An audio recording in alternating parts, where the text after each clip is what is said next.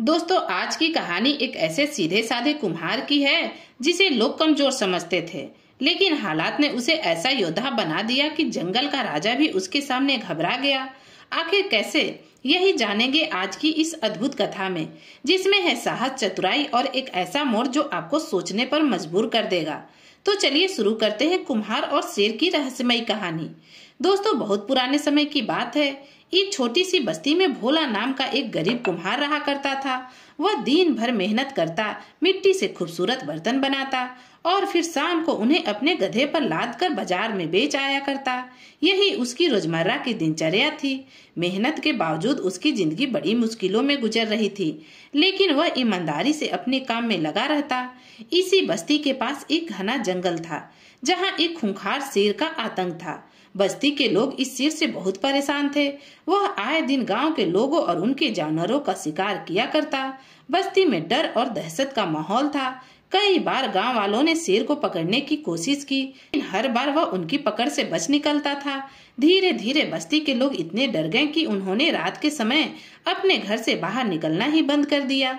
भोला इन सब से बेखबर अपनी दिनचर्या में व्यस्त था। वह सुबह उठता, मिट्टी खोद करके लाता, उसे गूंथता और बर्तन बनाता। फिर उन बर्तनों को धूप में सुखाता और भट्ठी में पकाता। इस मेहनत से तैयार किए गए बर्तनों को वह शाम के समय शहर में बेचने जाता था। दोस्तों, इसी तरह से उसकी जिंदगी व्यतीत हो रही थी। एक दिन वह रोज की तरह शहर से वापस लौटा। दिन भर की मेहनत से थक चुका था। आमतौर पर वह अपने गधे को अस्तबल में नित्य बांध देता था, लेकिन उस दिन थकावट कुछ ज्यादा थी, सो उसे घर के आंगन में ही एक पेड़ से बांध दिया और खुद सोने चला गया। दोस्तों, उधर जंगल में तेज आंधी तूफान आ गया। हवाएं इतनी तेज थी कि बड़े बड़े पेड़ जड़ों से उखड़ कर के गिरने लगे। बिजली की कड़क और बादलों की गड़गड़ाहट से पूरा जंगल कांप उठा। शेर उस समय अपने शिकार की तलाश में निकला था, लेकिन इस खौफनाक तूफान को देख के वह भी डर गया और शिकार करने का इरादा छोड़ करके वह खुद को बचाने के लिए सुरक्षित जगह ढूंढने लगा। भागते भागते उसे बस्ती के करीब एक पुरानी झोपड़ी दिखाई दी। वह झोपड़ी बहुत समय से वीरान पड़ी थी। शेर ने सोचा कि तूफान से बचने के लिए यही सबसे सुरक्षित जगह हो सकती है। वह तुरंत झोपड़ी के अंदर चला गया और कोने में दुबक कर बैठ गया। तेज बारिश और तूफान की आवाज में कुछ ही देर में वह गहरी नींद में सो गया। दूसरी ओर तेज बारिश की आवाज से कुम्हार की नींद खुल गई। उसे अचानक से ध्यान आया कि उसका गधा तो बाहर पेड़ से बंधा हुआ है। बेचारा बारिश में भीग रहा होगा। वह मन ही मन सोचने लगा और फौरन उठकर बाहर आया, लेकिन वहां पहुंचकर उसने जो देखा तो वह हैरान ही रह गया। वहां तो उसका गधा था ही नहीं, केवल उसकी जंजीर जमीन पर पड़ी हुई थी। अब कुम्हार घबरा गया। उसने सोचा, लगता है कि मेरा गधा जंजीर तोड़ के बरसात से बचने के लिए कहीं भाग गया, मगर जाएगा कहाँ? जरूर किसी झोपड़ी में जाकर छुप गया होगा। यही विचार करके कुम्हार बारिश में भीगता हुआ अपने गधे की तलाश में जंगल की ओर निकल पड़ा। करीब घंटों की मशक्कत के बाद एक सुनसान झोपड़ी के पास पहुंचा। आसमान में रह रहकर बिजली चमक रही थी, जिससे थोड़ी थोड़ी रोशनी भी हो रही थी। बिजली की एक चमक में उसने देखा कि झोपड़ी के दरवाजे के पास कोई बड़ा जानवर सोया हुआ था। कुम्हार खुशी से चिल्लाने लगा, मिल गया, मिल गया, मेरा गधा तो मिल गया। बेवकूफ, यहाँ मजे से सो रहा है और मैं जंगल में तुम्हारी तलाश में 1 घंटे से मारा मारा फिर रहा था। दरअसल वह गधा नहीं था, बल्कि वही खूंखार शेर था, जिसने बारिश से बचने के लिए इस झोपड़ी में शरण ली थी। लेकिन अंधेरे के कारण भोला कुम्हार ने अपने गधे और शेर में कोई फर्क महसूस न किया। वह गुस्से से भरा हुआ था, इसलिए बिना कुछ सोचे समझे उसने शेर के सिर और कंधे पर 2-4 थप्पड़ जड़ दिए और छलांग लगाकर उसकी पीठ पर सवार हो गया। जैसे ही वह शेर की पीठ पर बैठा, उसने जल्दी से रस्सी को कसकर के पकड़ लिया और उसके गर्दन में डाल दिया, ताकि यह गधा रास्ते में कहीं भाग न जाए। फिर गुस्से में चिल्लाया, बड़े जिद्दी और ढीठ हो गए हो तुम। जंजीर खोल करके भागने की हिम्मत कैसे हुई तुम्हारी? अब इतने निडर भी हो गए हो कि घर से भाग निकलो और मैं तुम्हारे पीछे अंधेरे में भटकता फिरूं? कान खोल कर सुन लो, अगर दोबारा भागने की कोशिश की तो चारे में जहर मिलाकर के खिला दूंगा। यह सुनकर के शेर डर के मारे कांपने लगा। उसकी तो जान ही निकल गई। वह सोचा, अगर मैंने इसका आदेश नहीं माना तो सच में यह मुझे मार डालेगा। उसके लिए अब सबसे सही यही था कि वह चुपचाप उसकी बात माने। घंघोर अंधेरा था, बारिश तेज हो रही थी और कड़ाकेदार बिजली चमक रही थी। ऐसे में शेर जंगल के रास्ते पर दौड़ते हुए अंदर ही अंदर खौफ में डूबा हुआ था। यह मैं किस मुसीबत में फंस गया। उसे अपनी गर्दन में बंधी रस्सी का फंदा बहुत मजबूत लग रहा था, लेकिन डर के मारे उसे हिलने डुलने की हिम्मत भी न हुई। आखिरकार वह जंगल के किनारे बसी झोपड़ी के पास जा पहुंचा और कुम्हार ने उसे घर के अंदर खींचा और आंगन में एक पेड़ से जंजीर के साथ बांध दिया। आधी रात का समय था, ठंड बढ़ गई थी और कुम्हार बहुत थक चुका था, इसलिए वह निश्चिंत होकर के घर के अंदर जाकर सो गया। दोस्तों, जब सुबह हुई, सूरज की किरणें बस्ती में फैलने लगी। गांव के लोग रोज की तरह अपने काम पर जाने के लिए घरों से निकले। जब वह भोला कुम्हार के घर के पास से निकले तो अचानक उनकी नजर उस पेड़ पर पड़ी, जहां एक कदम आगे वही खूंखार शेर जंजीरों से बंधा हुआ बैठा था। गांव वालों की आंखें फटी की फटी रह गई। कुछ पलों तक तो वह यकीन ही न कर पाए कि यह वही शेर था जिसने बस्ती में तबाही मचा रखी थी। फिर किसी ने चिल्ला करके कहा, अरे यह तो वही खूंखार शेर है, इसे बांधा किसने? कुछ ही देर में यह खबर पूरे गांव में आग की तरह फैल गई कि भोला कुम्हार ने जिंदा शेर को पकड़ लिया। गांव वालों ने भोला की बहादुरी की बड़ी तारीफ की। उनकी खुशी की सबसे बड़ी वजह यह थी कि यह वही शेर था जिसने न जाने कितनी बकरियों और भैंस खा ली थी। अब उनकी परेशानी हमेशा के लिए समाप्त हो चुकी थी। कुम्हार खुद भी न समझ पा रहा था कि गांव वाले उसकी इतनी तारीफ क्यों कर रहे हैं। उसने उन्हें समझाने की कोशिश की कि मैंने कोई बड़ा काम न किया, मैं तो बस अपने गधे को पकड़ करके घर ले आया हूँ।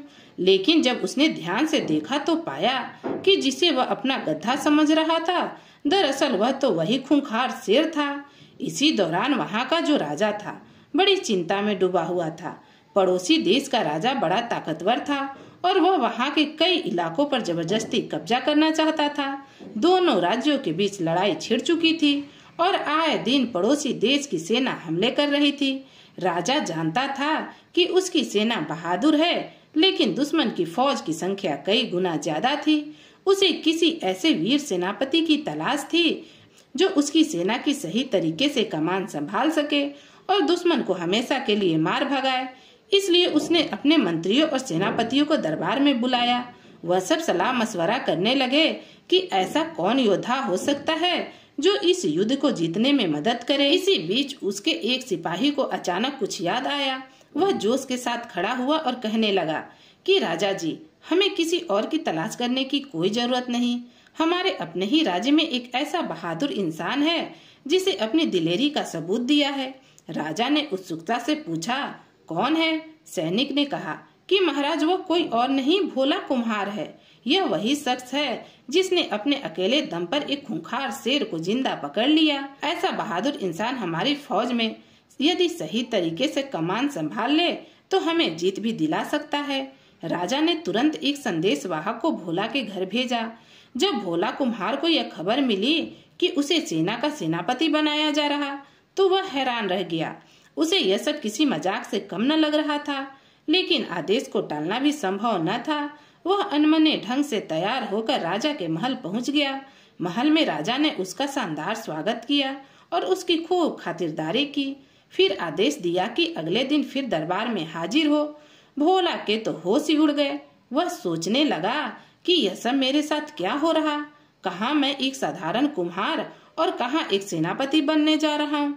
यह सब उस गधे के कारण हुआ जो शेर बन के बैठा है। आखिरकार साधारण और अनपढ़ भोला को सेना का सेनापति बना दिया गया। उसने न कभी तलवार चलाई थी और न कभी घुड़सवारी की थी। जैसे ही वह घर पहुंचा, गुस्से में शेर से कहने लगा, यह सब तेरे ही कारण हुआ। अगर तू गधा ही बना रहता तो आज मैं अपनी मिट्टी के बर्तन बना रहा होता। अब देख, मैं सेनापति बना दिया गया, जबकि मुझे कुछ आता भी नहीं। उसकी पत्नी यह सुनकर के मुस्कुराई और बोली, शेर को दोष मत दो, इसमें इसकी कोई गलती नहीं, बल्कि तुम्हारे तो भाग्य खुल गए। भगवान की दया है कि उसने तुम्हें इतना बड़ा पद दे दिया। अब हिम्मत मत हारो, ईश्वर तुम्हारी मदद जरूर करेगा। यह तो हमारे अच्छे दिनों की शुरुआत है। भोला सोच में पड़ गया। अब उसके पास कोई रास्ता भी न बचा था सिवाय इस नई जिम्मेदारी को निभाने के। अगले दिन सेनापति भोला को उसकी पत्नी के साथ शाही महल में ले जाकर के पहुंच गया। राजा उसे देख बड़ा प्रसन्न हुआ और उसकी खूब खातिरदारी की। फिर उसने आदेश दिया कि हमारे पड़ोसी राजा का शासक लगातार हमारे भूमि पर हमले कर रहा। हालांकि वह हर बार असफल रहता, लेकिन अब वह युद्ध की पूरी तैयारी कर रहा। हमारी सेना भी तैयार है, लेकिन हमें एक ऐसे योग्य सेनापति की जरूरत है कि वह दुश्मन को भगा सके। कल सुबह शत्रु की सेना हमारे देश में घुसने वाली है। तुम्हें सेना की कमान संभालनी होगी और दुश्मन को ऐसा सबक सिखाना होगा कि वह दोबारा हमारी तरफ आंख उठाने की हिम्मत न करे। राजा ने भोला और उसकी पत्नी के रहने के लिए एक आलीशान महल बनवा दिया। वहाँ एक अस्तबल भी था, जिसमें एक मजबूत और तेज काला घोड़ा तैयार खड़ा था। उसे युद्ध के मैदान में ले जाने के लिए दिया गया था, लेकिन भोला पूरी रात सो न सका। वह परेशान था क्योंकि उसने कभी घुड़सवारी की न थी। वह सोचने लगा, अगर मैं घोड़े से गिर गया तो सुबह लोग मुझ पर हंसेंगे और कहेंगे कि सेनापति खुद ही घोड़े पर टिक न सका। सुबह होते ही उसने अपनी पत्नी को जगाया और दोनों अस्तबल में जाकर पहुंच गए। वहां खड़ा घोड़ा वाकई बड़ा सुंदर और ताकतवर था। भोला ने चिंता भरे स्वर में कहा कि यह घोड़ा तो बहुत ऊंचा है, मैं इस पर कैसे सवार हो सकता हूँ। इस पर उसकी पत्नी ने सुझाव दिया कि कोई मेज घोड़े के पास रख दो और उसी पर चढ़ करके इसकी पीठ पर बैठने की कोशिश करो। भोला ने ऐसा ही किया। वह बड़ी मेहनत से मेज पर चढ़ा और फिर किसी तरह से घोड़े की पीठ पर सवार होने में सफल हो गया। भोला कुम्हार को लगने लगा था कि यह घोड़े की जो जीन है बहुत फिसलन भरी है। उसने घबरा करके कहा कि मेरे दोनों पांव रकाब से कस करके बांध दो, कहीं ऐसा ना हो कि मैं रास्ते में गिर जाऊं। उसकी पत्नी ने कहीं से एक मजबूत रस्सी ढूंढी और उसके पांव को रकाब से कसकर बांध दिया। फिर उसने उस रस्सी को घोड़े के नीचे से निकाल करके दोनों रकाब को आपस में जोड़ दिए ताकि भोला का संतुलन बना रहे। इसके बाद उसने एक और काम किया, अपने पति की कमर को जीन के साथ अच्छी तरह से बांध दिया ताकि वह किसी भी हालत में नीचे ना गिरे। भोला ने कहा, अब मेरे हाथ को घोड़े की गर्दन से बांध दो ताकि मैं पूरी तरह से सुरक्षित रहूं। घोड़ा अस्तबल से बाहर निकलने को बेताब था। इससे पहले कि उसकी पत्नी उसके हाथों को भी घोड़े की गर्दन से बांध पाती, अचानक घोड़ा जोर से उछला और बाहर भाग गया। दोस्तों, अब हालात यह थी कि भोला घोड़े की पीठ पर एक बोरी की तरह लटका हुआ था। वह सिर्फ रस्सियों की वजह से नीचे गिरने से बचा हुआ था।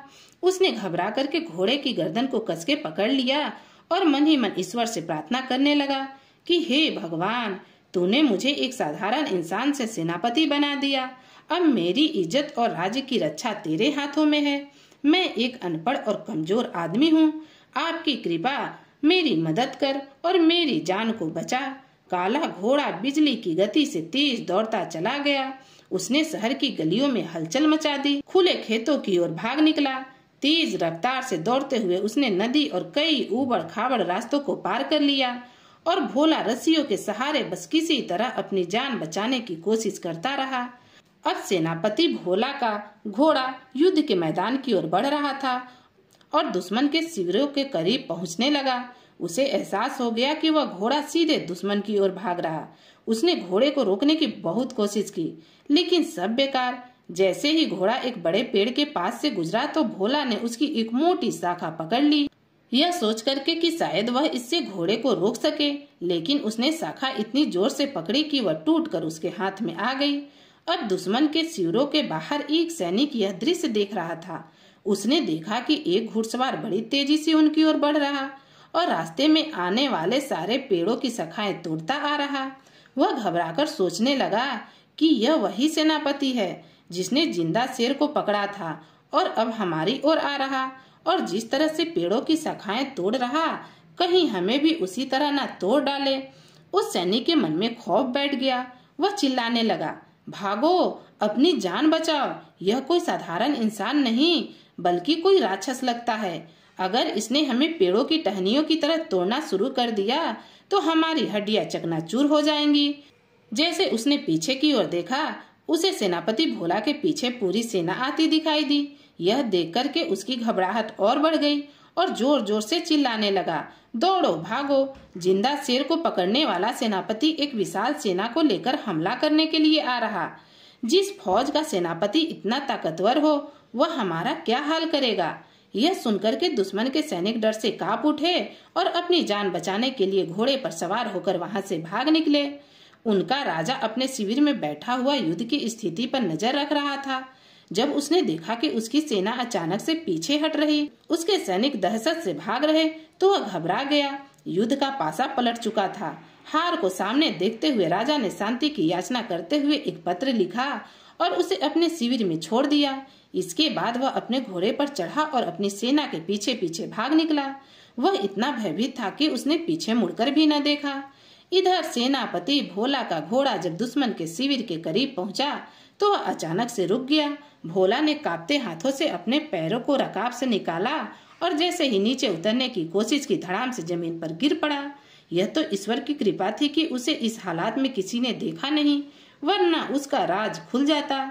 उसने चारों तरफ नजर दौड़ाई। दुश्मन का कोई सिपाही नजर न आ रहा था, सब भाग चुके थे। अब वह दुश्मन के राजा के शिविर में गया, जहां उसकी नजर एक पत्र पर पड़ी। उसने उस पत्र को उठा लिया और अपनी जेब में रख लिया। इसके बाद सेनापति भोला पैदल ही अपने घर की ओर चल पड़ा। रास्ते में लोग उसे देख के बड़े ही अदब के साथ झुकने लगे, उसकी बहादुरी की चर्चा करने लगे।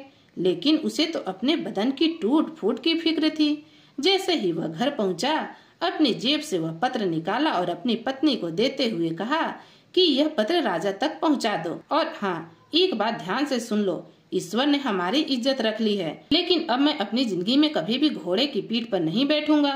राजा को बता देना कि दुश्मन डर के भाग चुका है और अब दोबारा हमारे देश की तरफ आंख उठा के भी न देखेगा।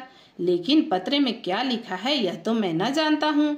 बस यह काम तुम कर दो और अब मुझे सोने दो। मेरा बदन टूट कर चूर चूर हो गया।